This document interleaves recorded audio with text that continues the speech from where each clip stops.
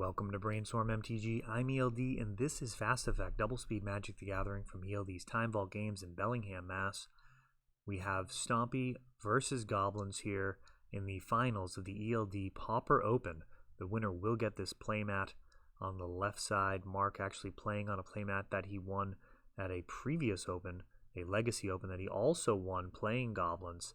And we have Nettle Sentinel with Rancor, Skargan Pitskulk, and on the other side, we've got a Foundry Street Denizen, I believe it is, along with Mog Flunkies and Burning Tree Shaman. So both of us able to get a serious board presence rather quickly.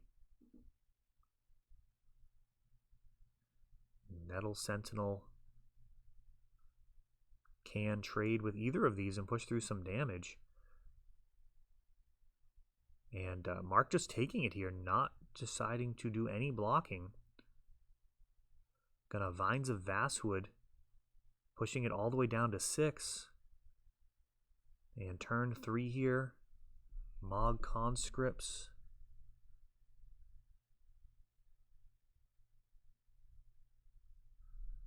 Giving +1/+0 on the far side of his board. 8-9 damage on board, long way to go. Ooh, and Goblin Bushwhacker. 9. That adds 6 more, 7 more. That's 16 points of damage. Holy cow. Turn 3, Mark can be swinging for 16. Incredible. If he had another Burning Tree Shaman in the mix, this would have been lethal. Wow. Absolutely brutal. So Mark holding back some guys. I don't think it's actually going to matter here. I think I'm going to be able to pump the Skargan Pitskulk and make it unblockable to boot.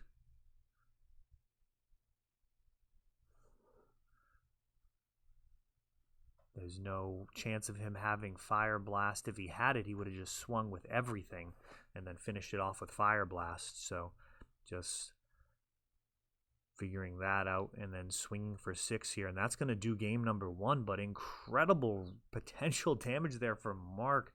Potentially doing 16 damage on just turn number 3. Wow. This is a dangerous list that he's compiled. You can see the sideboard choices on my side. It looks like the higher end cards, Getting the Axe, Elephant Guides, and it looks like Gutshot and a Fight card being added. It's not Prey Upon. Gives the creature +1/+2 and fights another creature. We'll see how Gutshot is in this match, if the 2 life is actually worth the card. It may not be. There are options for green to handle creatures that don't also sacrifice your life. It is a sneaky card.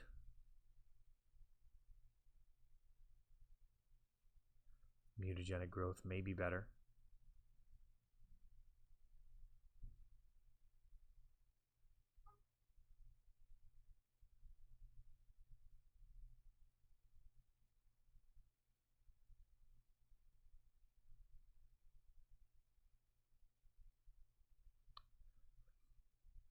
So up a game here against Goblins, going into game number 2.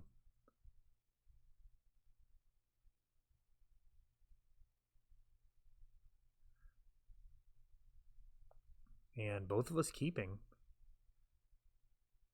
Nettle Sentinel gets lightning bolted or chain lightninged, and now swinging for 2. And this is a very dangerous situation here. These guys can really get out of hand with additional creatures. Vault Scourge and Nettle Sentinel, both of which can block and trade. Flame Slash and a Cohort And 6 damage coming in. No consideration for blocking. Perhaps hoping for Mark to run out of gas. It's not likely.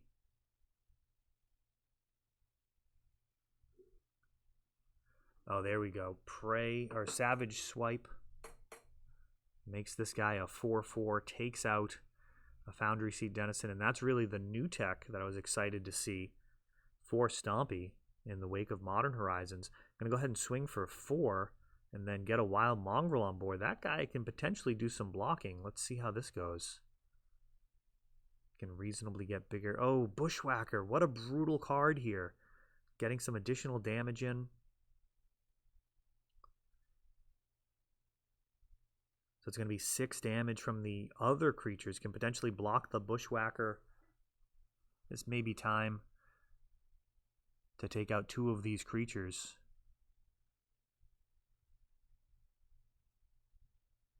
Gut Shot being used there. I think it's just Rancor in hand. And now it's time to consider blocks. Does the Nettle Sentinel trade?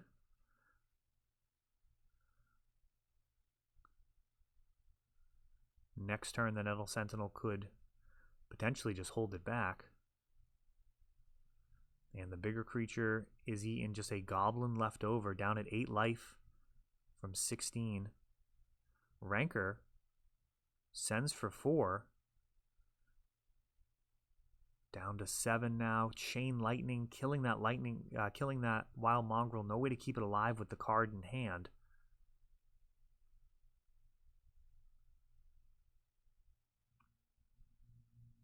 Ooh, Gut Shot. Not a great feel right there. Quirion Ranger gets a Rancor on it. Swinging. Block returns Rancor. Another Burning Tree. And this time casting a Vault Scourge at just 2 life. Really too bad there. That Gut Shot may not be worth bringing in. If Vault Scourge was able to get Rancored up there, would have been able to start gaining life and put pressure on Mark's life total. So, yeah, perhaps not actually good enough. Even versus a deck full of X1s. We shall see. Definitely enjoyed building the deck for this tournament. I built it the morning before the ELD opens. I usually get in at 10 a.m. for a noon start. And on this morning, I was able to go ahead, take a look and see what people have been playing with Stompy and compile some lists, make some choices, had some fun doing that. I'm not sure about the Storm Life Gain card. Everybody was playing that in multiples, some people jamming a full play set. It's not entirely obvious to me that it's better than some of the other life gain options. So if you've played Stompy and you have some thoughts on that, let me know in the comments. I'm not sure how often it's actually better than those other cards. We have a 1-mana green card with Morbid that allows you to gain 8 life for only 1 green. We also have 2 mana to gain 10 life when you have a creature with power 4 or greater. So I'm not sure how often this new Storm card is actually better than those options for the mana costs. Maybe it is.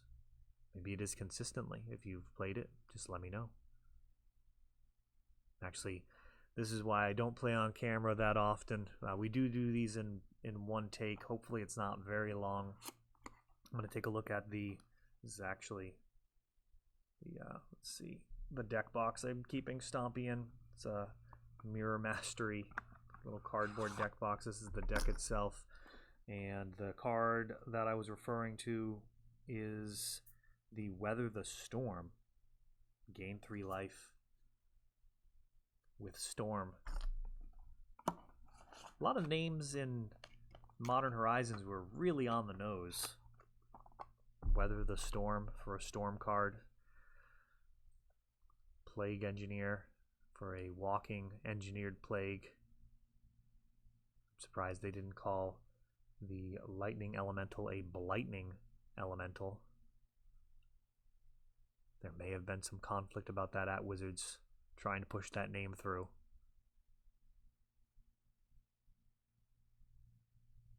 Or Skelemental. I don't know if I said it correctly. Lightning Skelemental. Oh, and a mull to 4 here.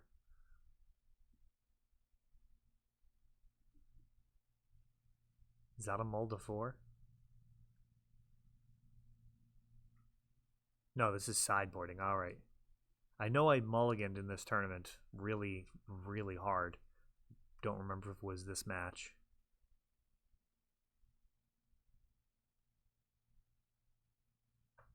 I think it was. We'll see here. Yeah, I'm pretty sure. I'm pretty sure I am about to do some serious mulliganing, so strap in. It is not going to be pretty. That was actually helping a very nice gentleman buying some NES games. We do have some classic NES games here, some fun titles. He bought one of my kind of pet favorites, RoboCop. I always enjoyed that. Loved it in the arcade as well. And bought one of the worst games of all time in the X-Men game. I mean, that thing is just hot garbage. Told him point blank, too. He asked how it was, and I said the art on it was literally the best part about it, and that it is a universally known as a bad game. That did not deter him. Maybe he will just display it. It does have pretty cool art. But anyways, here we go.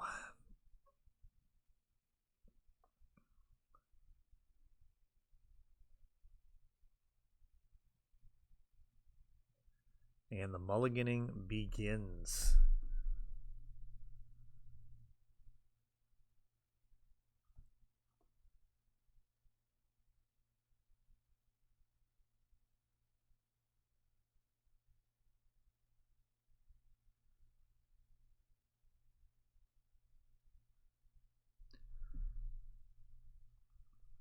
This recording taking a little bit longer than I anticipated.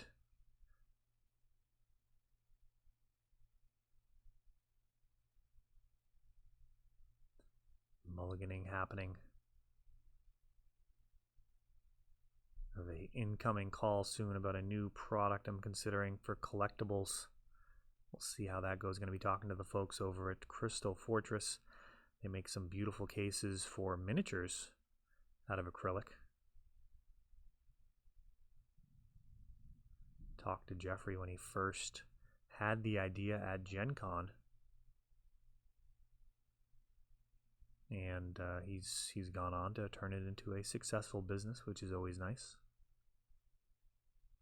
So going down to 4 here versus a full 7. See what kind of game I can make it. This in previous eras would just pretty much be an auto loss. So Vault Scourge leading out. Could be one of the best cards in the matchup if he doesn't have removal. Foundry's Feet Denizen. Swinging, regaining one of those 2 life that was invested. Quirion Ranger comes down, untaps. And Skargan Pitskulk, not a bad turn 2 for a Mulda 4. Pitskulk still going to be around with Bloodthirst, but that Vault Scourge taken down by a Flame Slash. Couple of mana. And Epic Confrontation going to turn this into a pump spell that also clears that 2/2. Burning Tree Shaman, Jackal Familiar, 3 damage coming in, and we actually have a race here.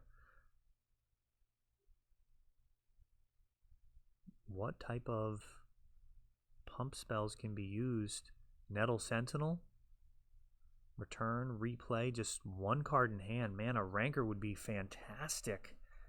Making Skargan Pitskulk unblockable and pushing through extra damage, but that is not the remaining card. Another Jackal Familiar, and Mark going very wide, enjoying the advantage of his 7 cards versus my 4.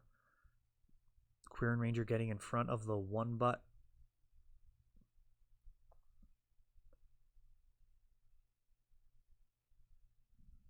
That's going to leave 6 damage on board.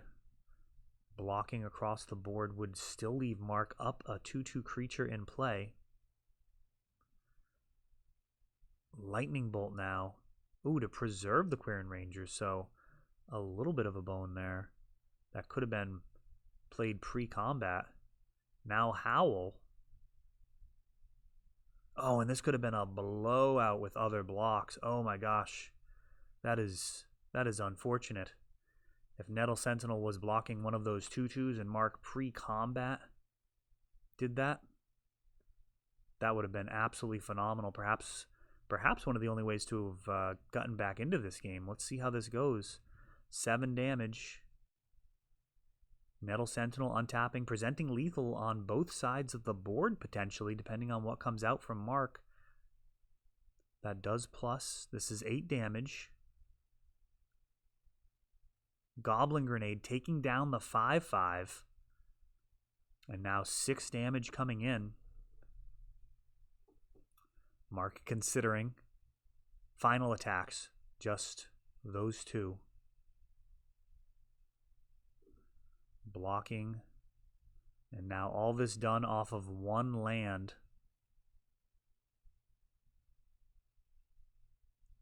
Have to pass the turn. 6 damage coming in. Don't believe a block is possible.